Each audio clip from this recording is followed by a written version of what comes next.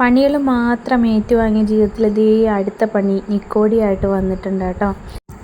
എന്തായാലും ഇത് മറ്റൊരു പണിയായി പോയി കേട്ടോ. ഒരു 50 രൂപ മുടക്കിയിട്ട് നമ്മൾ നഴ്സറിയിൽ നിന്ന് വാങ്ങിച്ചിട്ടുള്ള തൈയായിരുന്നു നിക്കോടിയുടെ.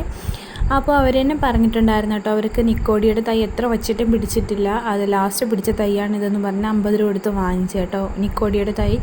പക്ഷേ എന്താ പണി കിട്ടിയത് ഇങ്ങനെ ആയിപ്പോയി, പാലും വെള്ളത്തിൽ പണി കിട്ടിയെന്ന് പറയുന്നത് പോലെ ആയിപ്പോയി കേട്ടോ. ഇതിന് എന്ത് ചെയ്യുമെന്ന് എനിക്കറിയത്തില്ല, എങ്ങനെയാണ് ഇതിനെ റീപ്ലാന്റ് ചെയ്തെടുക്കുക എന്നും എനിക്കറിയത്തില്ല കേട്ടോ. ഇതിപ്പോൾ എനിക്ക് തോന്നുന്നു എൻ്റെ കിട്ടിയിട്ടൊരു 3 ആഴ്ചയെ കൂടുതലായി കേട്ടോ. നിക്കോടിയിൽ ഇതുവരെയ്ക്കും വേര് വന്നിട്ടില്ല. നോക്കിയപ്പോൾ കണ്ടില്ലേ, ഇത് വെറുതെ ഒടിച്ച കുത്തി മാതിരിയാണ് അതിൻ്റെ എൻ്റെ ഭാഗം ഇരിക്കുന്നത് കേട്ടോ.